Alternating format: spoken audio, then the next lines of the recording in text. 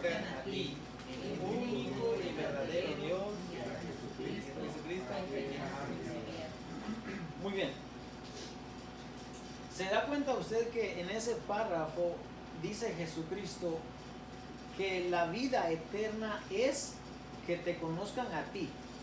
¿Ok? Que conozcamos, y yo digo nos conozcamos porque más abajo ahí también nos incluye a nosotros. Aquí está hablando por los discípulos, ¿okay? Pero más abajo él también nos incluye a nosotros.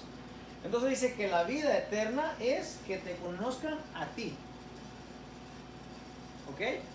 El único Dios verdadero y a Jesucristo a quien has enviado. Entonces aquí hay una encomienda para que nosotros conozcamos a Dios, pero también a Jesucristo, y dice que esa es la vida eterna. Dice el 4, yo te he glorificado en la tierra, he acabado la obra que me diste que hiciese. Ahora pues, Padre, glorifícame tú al lado tuyo, con aquella gloria que tuve contigo antes que el mundo fuese. He manifestado tu nombre a los hombres que del mundo me diste. Tuyos eran y me los diste y han guardado tu palabra. Ok, fíjese usted. Estos discípulos por los que Jesús está orando, dice, son tuyos, tú me los diste y les he manifestado tu nombre, les he dado a conocer tu nombre, y dice, y han guardado tu palabra. ¿Por qué? Porque la vida eterna es que conozcamos a Dios y a Jesucristo, a quien el Padre ha enviado. Y ahora dice, estos que me has dado han guardado tu palabra. Por eso yo hago mucho énfasis en estudiar la palabra de Dios, porque toda nuestra fe, nuestra vida, todo redunda, tiene que ver con la palabra de Dios, no con otra cosa, sino con la palabra de Dios. Entonces dice, y ahora han conocido que todas las cosas que me has dado proceden de ti, porque las palabras que me diste les he dado, y ellos las recibieron y han conocido verdaderamente que salí de ti, y han creído que tú me enviaste. Yo ruego por ellos, no ruego por el mundo, sino por los que me diste, porque tuyos son. Y todo lo mío es tuyo, y lo tuyo mío, y he sido glorificado en ellos. Y ya no estoy en el mundo, mas estos están en el mundo, y yo voy a ti. Padre Santo, a los que me has dado, guárdalos en tu nombre, para que sean uno, así como nosotros. Cuando estaba con ellos en el mundo, yo los guardaba en tu nombre. A los que me diste yo los guardé, y ninguno de ellos se perdió, sino el hijo de perdición, para que la escritura se cumpliese. Pero ahora voy a ti y hablo esto en el mundo, para que tengan mi gozo cumplido en sí mismos. Yo les he dado tu palabra, y el mundo los aborreció, porque no son del mundo, como tampoco yo soy del mundo. No ruego que los quites del mundo, sino que los guardes del mal. No son del mundo, como tampoco yo soy del mundo. Santifícalos en tu verdad, tu palabra es verdad. Como tú me enviaste al mundo, así yo los he enviado al mundo. Y por ellos yo me santifico a mí mismo, para que también ellos sean santificados en la verdad. Mas no ruego solamente por estos, sino también por los que han de creer en mí por la palabra de ellos. ¿Usted ha creído en Jesús por la palabra de ellos? Sí, yo también. Entonces quiere decir que esta oración es para nosotros. Ahora, es un ruego que Jesús está pidiendo al Padre. Pero en ese ruego hay muchas muchas señales, o muchas como perlas que están escondidas allí dentro de esa oración.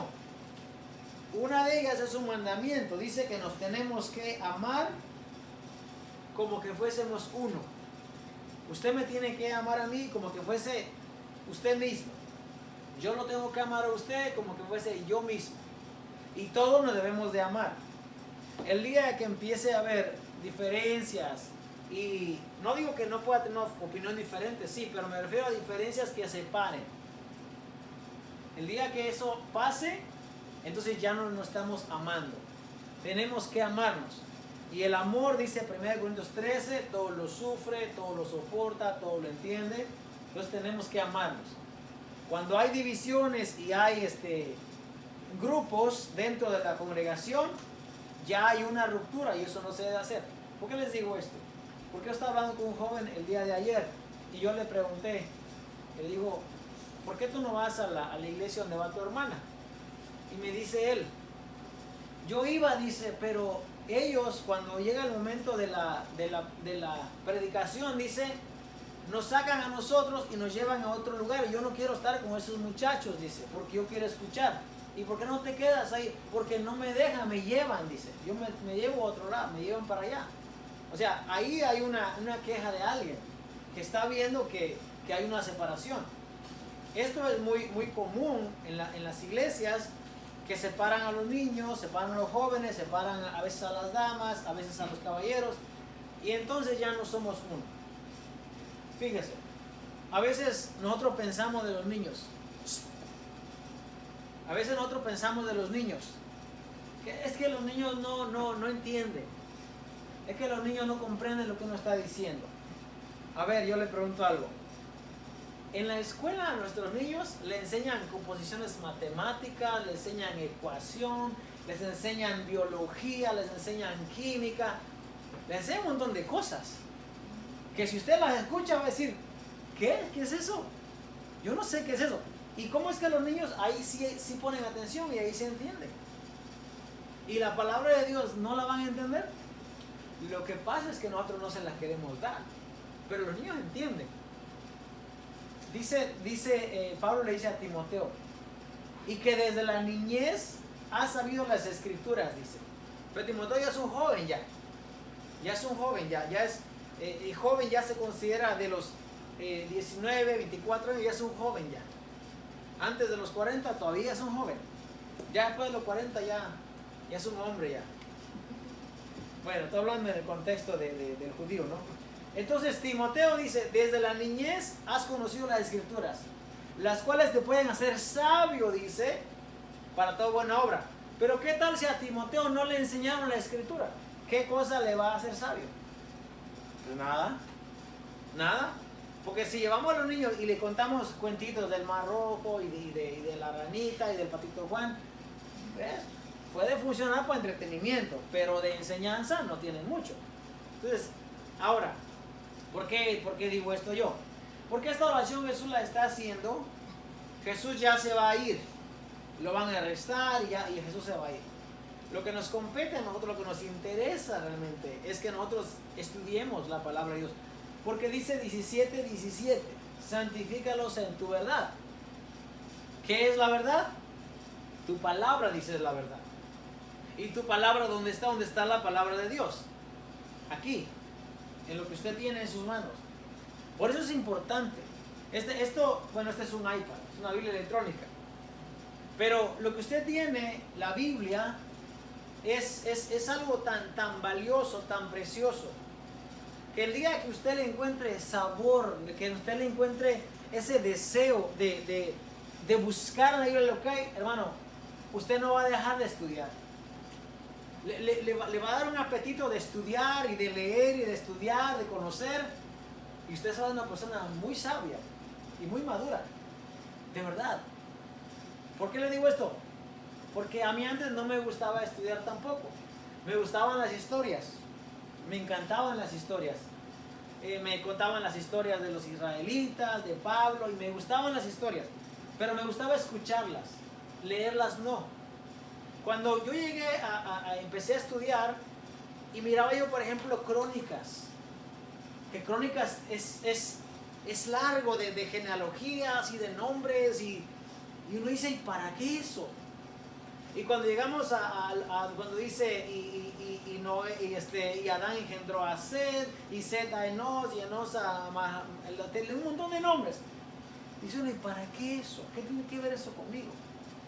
Pero ahora que uno está estudiando para dar un estudio a la congregación, todos esos datos son muy importantes y están aquí para nuestro entendimiento, para que nosotros crezcamos, Para que nosotros, como dijo Jesús, santifícalos en tu verdad. Tu palabra es la verdad. Por eso es que enfatizamos en que debemos de estudiar. No nos serviría de nada que nosotros vengamos aquí, hablemos de 2 o 3 cosas de dimensión acelerada y hablemos de, no sé, de algo que nos emocione y al final salimos y no aprendemos nada. No, entonces no nos estamos santificando. Ustedes santifican, dice Jesús, a través de su palabra. Ahora bien, el día domingo estamos hablando de la parábola de este rey, creo que está en Mateo 22 me parece, de este rey que hizo fiesta de bodas a su hijo. Y cuando fue a llamó a los convidados, ellos no quisieron venir. No quisieron venir. Incluso dice que a uno de los siervos que el rey mandó los golpearon y los enviaron con las manos vacías. Entonces dice la parábola que el rey mandó que fueran a traer más gente. Y que esta vez dice, tráigame a todos. Malos y buenos, dice, tráigamelo a todos. Vengan, porque quiero que mi casa se llene. En esos malos y buenos estamos nosotros, los gentiles, hermanos. Porque nosotros no éramos parte del pueblo de Dios. Nosotros no teníamos, estábamos lejos, como dice Pablo. En aquel tiempo estabas lejos de la ciudadanía de Israel, ajeno a los pactos, pero ahora habéis sido acercados. Nosotros ya nos acercamos, ya llegamos. Ya estamos sentados, como en la parábola, en la mesa, somos convidados. Pero hay un problema ahí, que dice que entra el rey para mirar a los convidados, y entonces se encuentra con una persona, un individuo, un sujeto, una persona, y esta persona dice que no tiene vestimenta de bodas, no tiene. A lo cual el rey le pregunta y le dice, amigo, ¿cómo entraste aquí? Fíjese, esa palabra de amigo, el evangelista lo usa en otra ocasión también, cuando es la parábola de los obreros, de los jornaleros. Amigo, no te hago agravio, o sea, es mi vida, ¿por qué dices que estoy haciendo mal? Entonces el rey le dice, amigo, ¿cómo entraste aquí? No tienes vestimenta. Y dice que a lo cual él enmudeció, no tuvo que decir. Entonces el rey dijo, átenle de pies y manos y échenlo afuera. Y eso es preocupante para la condición en la que la iglesia se encuentra hoy en día. Porque la iglesia hoy en día no se está preparando. Como dice este verso que acabamos de leer, santifícalos en tu verdad. Tu palabra es la verdad. El estudio de la palabra no se está llevando a cabo hoy en día porque a la gente le da sueño. De verdad, la gente dice, el estudio me da sueño. Y quieren escuchar otros tipos de mensajes, pero que no le es edificante y tampoco lo santifica. Entonces esa preparación es muy importante. Porque si usted no se prepara, aunque ya esté en el milenio, va a venir la revisión. Viene la revisión. Como cuando usted, déjame ver si les puedo dar un ejemplo que podamos entender todos. Como cuando usted levanta la cosecha, ya sea de maíz, de café, de frijol, no sé, perdón. Y entonces usted pasa la primera revisión y saca lo bueno. Y luego si quiere sacar algo de mejor calidad, pasa otra revisión. Pues así, es algo similar así. No pensemos, hermanos, por el hecho de que llegamos al milenio, entonces ya nosotros ya nos salvamos, porque ahí nos quedamos el martes pasado. ¿Cuándo es que sucede el proceso de la transformación de nuestros cuerpos? ¿Cuándo? Porque es muy importante entender eso. Porque si pensamos que Cristo viene y nos transformamos, pues quiere decir que ya entramos. Ya entramos. Pero ¿qué hay entonces con las revisiones que tiene que pasar? ¿Qué hay con el que viene y dice, y amigo, ¿por qué no estás vestido tú? O sea, el que entremos no nos garantiza que ya coronamos. Emanuel, ¿quién es el único que ya corona según la Biblia? Los que murieron en Cristo, según el Apocalipsis. Bueno, no los que murieron, los que resucitan. Porque hay mucha gente que muere en Cristo, pero no se sabe si realmente murió en Cristo, ¿verdad? De eso podemos decir mucho. Hay mucha gente que vive una vida cristiana, ¿verdad? Entre comillas, y se muere, pero no sabemos si va a resucitar. Entonces Apocalipsis 20 dice bienaventurado y santo el que tiene parte en la primera resurrección. Dice que la segunda muerte no tiene potestad sobre ellos, sino que ellos van a venir y van a reinar con Cristo 1000 años. Entonces, en el milenio va a estar esa gente que resucitó, que realmente murió en Cristo. Ahí van a resucitar. La pregunta aquí para nosotros es, el día que usted y yo nos muramos, ¿vamos a morir en Cristo? O sea, vamos a morir.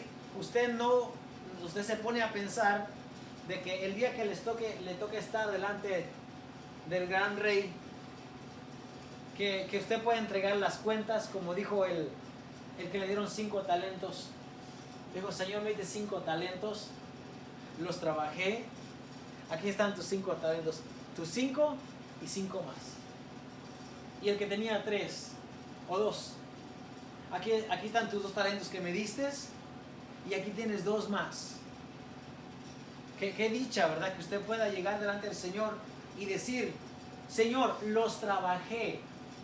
No piense en decir, que el Señor tenga misericordia de mí. No, en ese momento ya es too late, ya no se puede pedir misericordia allí.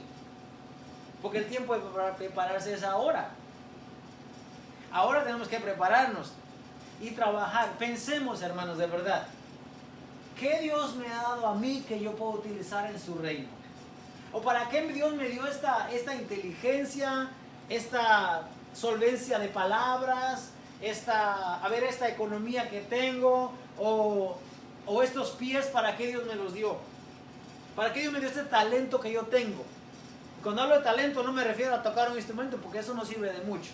Eso no es talento. Esas son habilidades que usted aprende. Si usted se lo propone, usted puede tocar un violín, una guitarra, una maraca, un guitarrón, lo que usted quiera. ¿Por qué? Porque yo he aprendido los instrumentos, que yo no soy músico, en mi familia nadie era músico, pero me junté con músicos y aprendí. Eso es una habilidad que usted aprende y mejora si así lo desea. Talento es lo que usted ya trae natural. Lo que usted un día se levantó y dijo, yo no sabía que yo podía hacer esto. Y no tuve que ir a una escuela. Y ese es un talento. Usted tiene talento. Todos tenemos. Todos. No hay nadie que diga, yo no tengo. Bueno, quizá haya personas que digan eso. Aquel que no puede ver, aquel que que nació lastimosamente discapacitado, él quizás pueda decir, no tengo ni un talento. Pero nosotros mirémonos cómo estamos. Bien hábiles, tenemos don de comunicación, nos podemos comunicar, tenemos habilidades, podemos hacer muchas cosas. No digamos que no tenemos talento. Nuestra vida misma es un talento caminando todos los días. Porque nosotros podemos dar testimonio de lo que somos, podemos no profesar, pero enseñar al mundo lo que somos. O sea que tenemos. Fíjese, entonces, esta parábola dice que el Señor viene, el rey viene, ya no es el hijo, sino es el rey, y viene a preguntar qué pasa con la preparación. ¿Por qué no se preparó la persona? Ya le habían dado la invitación, ya tiene la invitación, pero ahora hay que prepararse. Porque si uno no se prepara, entonces estamos como al principio. Porque si no nos preparamos, estamos como las 5 vírgenes. ¿Se acuerdan de Mateo 25? La parábola son 10 vírgenes. Pero dice que a la medianoche, o dice que tardándose el esposo, cabecearon todas y se durmieron. Todas se durmieron, a todas le dio sueño. Había una diferencia, que las prudentes tenían sus vasijas y tenían aceite preparado. Las insensatas no se prepararon y dijeron, danos de vuestro aceite porque nuestras lámparas se apagan. Y las prudentes dijeron, no les podemos dar. ¿Por qué no comparten? ¿Acaso no es misericordia? ¿Acaso no ama a tu prójimo a ti mismo? Pero es que ahí ya no cuenta. Ahí ya es too late otra vez. Ahí ya es tarde. La preparación es antes. Y dice, vayan mejor a comprar para que no sea que al darles de nosotros, todos nos quedemos en oscuridad. Y entonces dice que tardándose fueron ellas, y mientras ellos fueron, vino el esposo, se cerró la puerta y entraron las que estaban preparadas a las bodas. Después vinieron diciendo, Señor, Señor, ábrenos. Y él dijo, de cierto os digo que nos conozco. Hay un momento crucial en nuestra vida, hermano, que nosotros debemos de hacer ese crossover, como de cruzar. Y de que nuestra mente se cambie la manera de cómo hemos visto las cosas y lo miremos de otra manera. Empecemos a prepararnos. Usted le sirve al Señor no porque quiere que Dios le dé trabajo, que le dé... Bueno, esos son resultados de su conducta, de sus buenas decisiones también. Yo hablaba con una persona esta tarde y él se miraba bastante delgado y yo le pregunté, yo siempre pregunto a la gente cuando veo así, le digo, ¿y qué pasó? ¿Fue voluntario o fue algo imprevisto? ¿A qué me refiero? Que muchas veces tristemente las personas se enferman y pues se ve el cambio. Entonces, no, es voluntario. Y dice, dejé de tomar cerveza, me dice, y ahora me siento mucho mejor. ¿Qué dice eso? Que buenas decisiones le van a llevar a buenos resultados, diferentes resultados. Pero nosotros no servimos al Señor por eso. Servimos al Señor porque dice, como dice el apóstol Juan, nosotros le amamos porque Él primero nos amó. Imagínense usted este cuadro de Juan 17. Jesús sabe que se va a ir y está orando, pero está llorando por sus discípulos también. Porque dice, cuando yo estaba en el mundo yo los guardaba, pero ahora ya no voy a estar, yo ruego que tú los guardes por mí. ¿Cuánto amaba Jesús a sus discípulos? Los amaba, dice, y los amó hasta la muerte. Y en esta oración, Él le dice, santifícalos en tu verdad. Tu palabra es la verdad. Hay gente hoy en día que dice que está en la sana doctrina y no predica la verdad. Tienen una agenda completamente alejada de la verdad. Nosotros no queremos ser eso. Yo quiero que usted aprenda. Que el día que me toque entregar cuentas diga, me diste 7 o me diste 10 o me diste 20 y aquí están. Los guardé, los gané para ti. O les enseñé tu palabra. A veces la palabra, hermanos, no va como que no va a ser bien recibida. Y yo entiendo, porque la palabra te mueve de tu lugar, te insta, te reta a que seas otra persona. Y ese es realmente el propósito de la palabra, que Dios nos transforme, que nos cambie, pero que tiene que ser a través del estudio de la palabra. Vamos a buscar por favor Apocalipsis. Ya me alargué mucho en la introducción. Apocalipsis 19:14. Voy a darles una tareita aquí.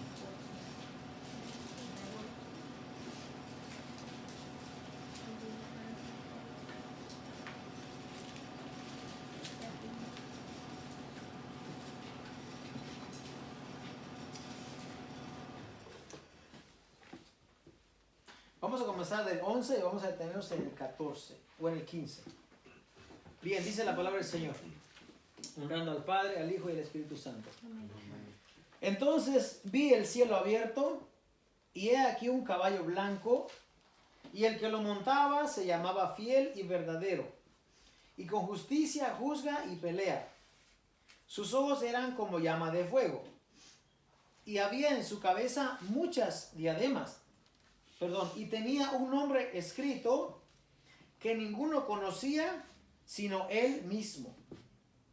Estaba vestido de una ropa teñida en sangre y su nombre es el Verbo de Dios.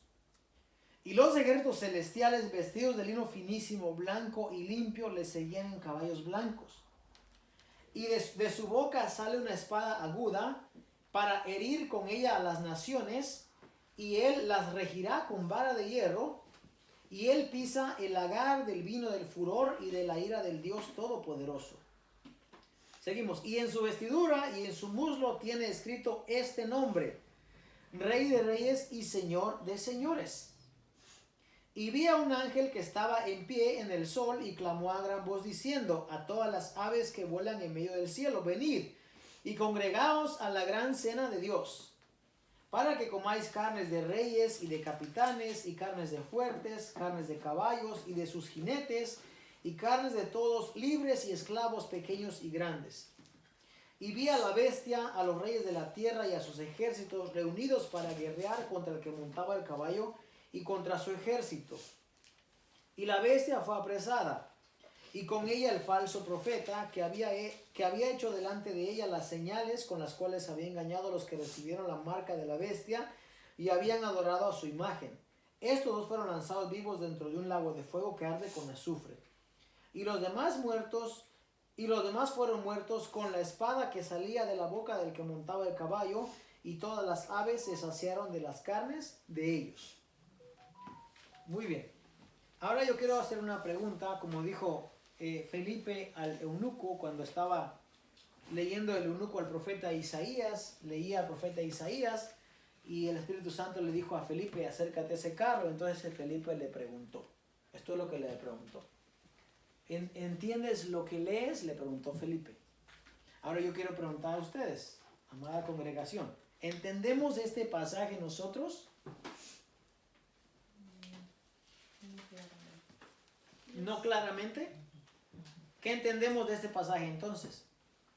Si me contestan 3, acabamos la clase. ¿Es un evento futuro? Claro que sí es un evento futuro, pero no quiero decir la palabra, pero claro que es un evento futuro, pero ¿qué entendemos del evento futuro? Cuando leemos aquí, ¿qué entendemos? Es like su venida de él. O sea, también es como una forma de usar a metaphor cuando estaba diciendo lo de about the sword getting out of his mouth. I feel like that's the way of the metaphor saying that. Pues sí, es una metáfora de decir que la espada va a matar a los enemigos. Bueno, no es realmente una metáfora porque dice que los enemigos van a ser muertos con la palabra que sale de su boca. O sea, sale una espada aguda, dice, y tiene tanto poder como al principio, ¿no? Porque dice, su nombre es el verbo de Dios. ¿Y qué es el verbo de Dios? Es la palabra. Por la palabra fueron creados los cielos y la tierra. Entonces, tiene mucho poder a la hora que habla. ¿Ok? Pero hay una parte en especial aquí. Realmente. Verso 14.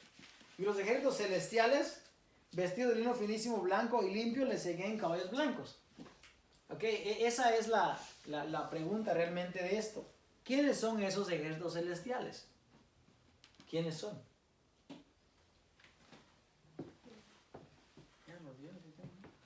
Pues bueno, porque ya lo di, entonces por eso estoy preguntando, porque yo enseñé de esto anteriormente. ¿Quiénes son el ejército celestial? Los ángeles. No exactamente los ángeles, pero sí es una variante de ellas. ¿Una variante? Una variante, por así decirlo. Ajá. No son los ángeles exactamente. ¿Entonces quién? ¿No son los que llegamos delante de él? A la iglesia o al pueblo de Dios nunca se le llama ejército celestial. Nosotros nunca vamos a ejército celestial. Nosotros nunca vamos a ejército celestial. ¿Sabe por qué digo esto? Porque esto es el comienzo o con esto se sienta el reino de Cristo aquí en la tierra con esta venida. Por eso es que es muy importante este pasaje. Cuando Él viene y pone su reino aquí en la tierra. Pero entonces, ¿quién es el ejército celestial que le sigue? ¿Quiénes son? Porque no es el pueblo de Dios.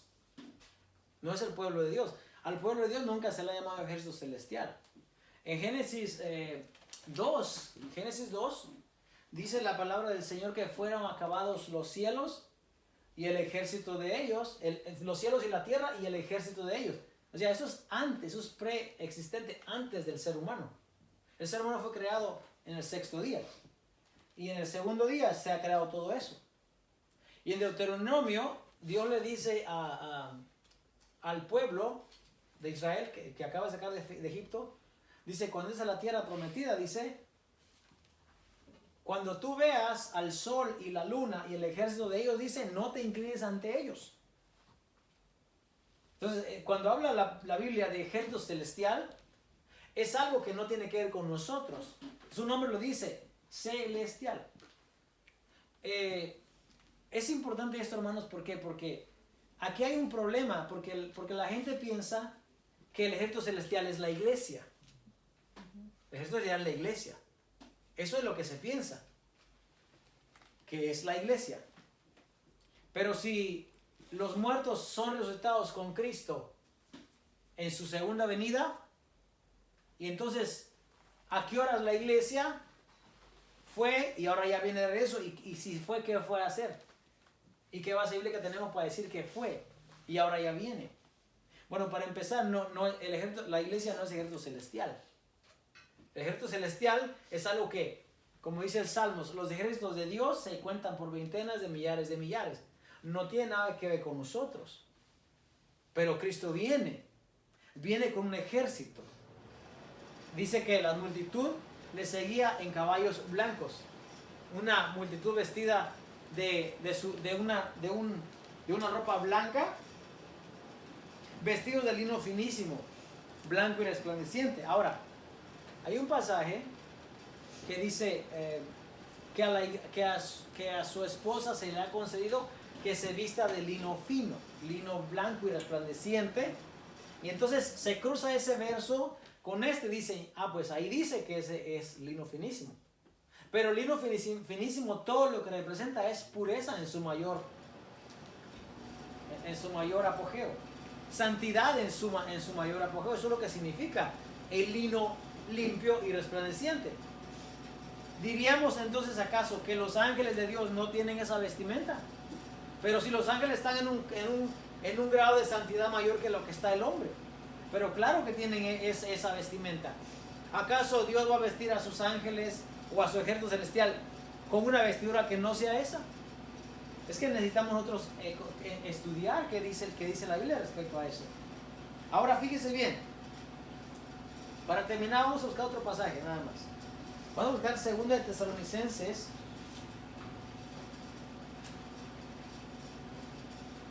En su capítulo 2, verso del 1 al 11. Cerrando aquí. ¿Ya lo tenemos? 2 del 1 al 11. Fíjese. Dice la palabra del Señor. Pero con respecto a la venida de nuestro Señor Jesucristo y nuestra reunión con Él, os rogamos, hermanos. Escuche. Pero con respecto a la venida de nuestro Señor Jesucristo, ¿y qué dice Apocalipsis? Vi el cielo abierto y entonces apareció alguien montado en un caballo blanco. Bueno, con respecto a la venida de nuestro Señor Jesucristo y nuestra reunión con Él, os rogamos, hermanos, que no se dejen mover fácilmente de su manera de pensar, ni se conturben ni por espíritu, ni por palabra, ni por carta, como si fuera nuestra, en el sentido de que el día del Señor está cerca. Fíjese, el apóstol Pablo dice, el día del Señor le llama el día que Cristo regrese. Nadie los engaña en ninguna manera, porque no vendrá sin que antes venga la apostasía y se manifieste el hombre de pecado, el hijo de perdición. Si usted se acuerda de Apocalipsis 19, está hablando del mismo evento, en el mismo tiempo y casi que el mismo lugar. El cual dice, se opone y se levanta contra todo lo que se llama Dios o es objeto de culto, tanto que se sienta en el templo de Dios como Dios, haciéndose pasar por Dios. ¿No os acordáis que cuando yo estaba todavía con vosotros os decía esto? Y ahora vosotros sabéis lo que lo detiene, a fin de que a su debido tiempo se manifieste. Porque ya está en acción el misterio de la iniquidad, solo que hay quien al presente lo detiene hasta que él a su vez se ha quitado de en medio. Entonces se manifestará aquel inicuo a quien el Señor matará con el espíritu de su boca y destruirá con el resplandor de su venida. A ver, ¿quién es este personaje? A quien el Señor va a matar, dice, con el espíritu de su boca. De su boca sale una espada aguda, dice, que mata a todos los adversarios. Y entonces dice un ángel, Apocalipsis 19, pregona y dice, vengan todas las aves del campo y vengan a comer carnes de jinetes, de caballos, de guerreros, dice, vengan a la cena del Señor, dice. Y en ese momento dice que se apresa a la bestia o al falso profeta y se tiran al lago de fuego. Es el mismo evento que está hablando el apóstol Pablo aquí. Es exactamente el mismo evento. Pero ¿cuándo sucede esto? Pues? O sea, el apóstol Pablo dice, acerca de la venida de nuestro Señor Jesucristo. Le está hablando a la iglesia de Tesalónica. Fíjese, le dice, acerca de la venida de nuestro Señor Jesucristo, escuche, y nuestra reunión con Él. Si alguien les dice que ya viene, que le manda una carta, que si un espíritu le habla, que si alguien envía una carta y dice que es de mí, dice el apóstol Pablo, no le crean. Porque no vendrá, dice, sin que antes se manifieste el hombre de pecado, el hijo de perdición, el cual se levanta y se opone contra todo lo que se llama Dios o es objeto de culto. A ese individuo, dice el apóstol Pablo, cuando nuestro Señor venga, lo va a eliminar. Pero la iglesia está esperando al Señor que venga. Sí, pero el Señor no va a venir hasta que ese adversario no aparezca. Por eso es que es importante. Si estamos esperando que el Señor venga en un abrir y cerrar de ojos y ya nos fuimos, no estamos leyendo cuidadosamente. No nos estamos preparando. Es importante esto porque si usted conoce esto, hermano, usted se va a preparar. Usted y yo nos vamos a preparar. Y cuando Satanás sea suelto en el milenio, a usted no lo van a engañar. De verdad, a usted no lo van a engañar. A nadie que estudie la palabra del Señor lo va a engañar. Porque hay mucha gente engañada hoy en día.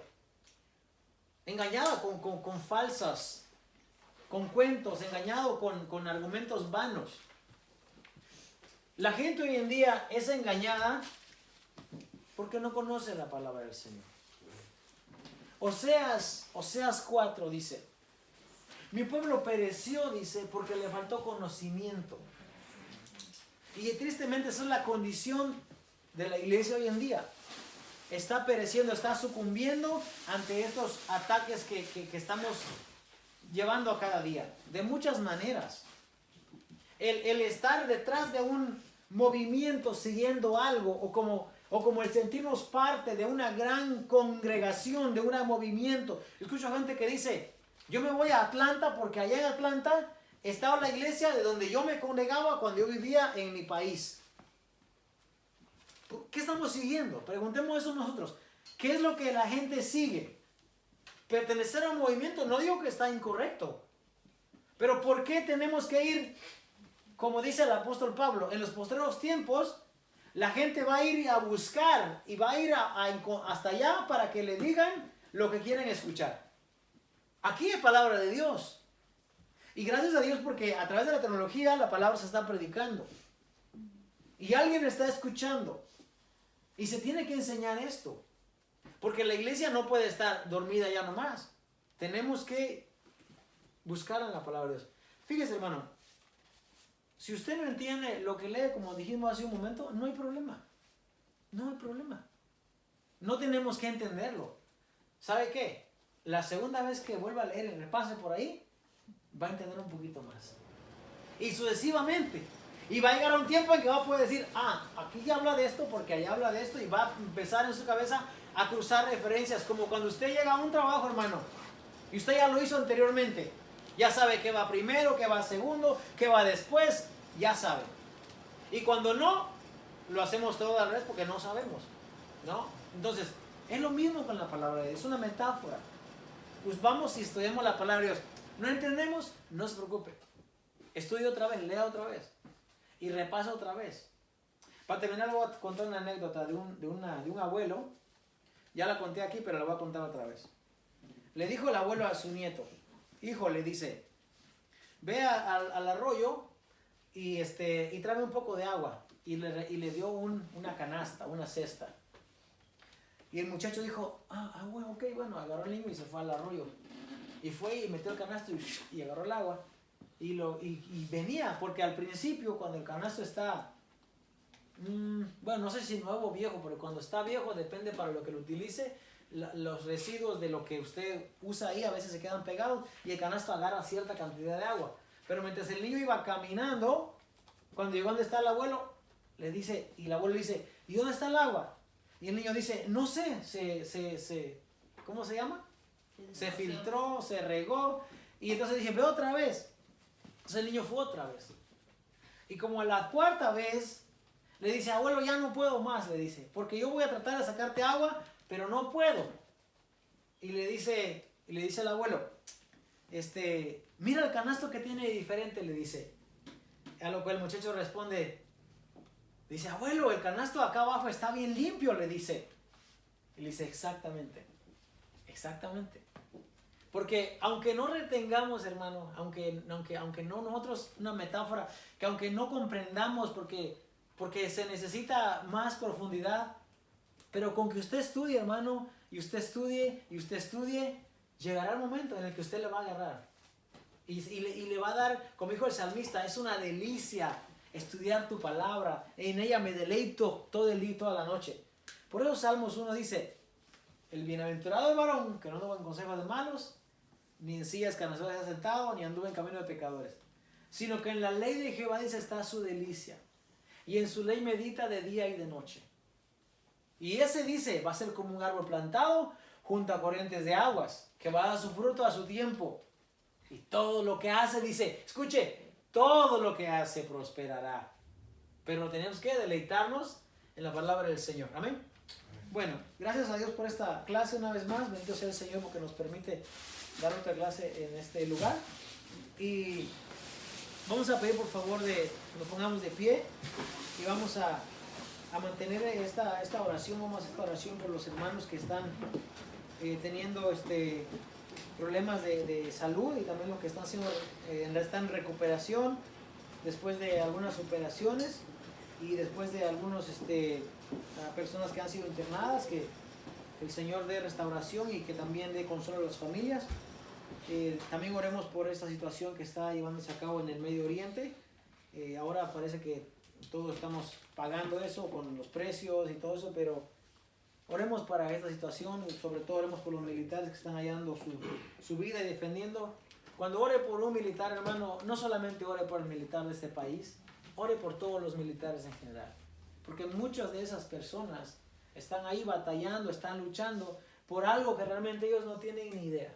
De verdad, oremos por ellos y oremos por los familiares de esas personas. Amén. Amén. Vamos a orar, hermano Carlos, por favor, dirija la oración. Padre, en esta hora te damos gracias porque tú estás presente siempre con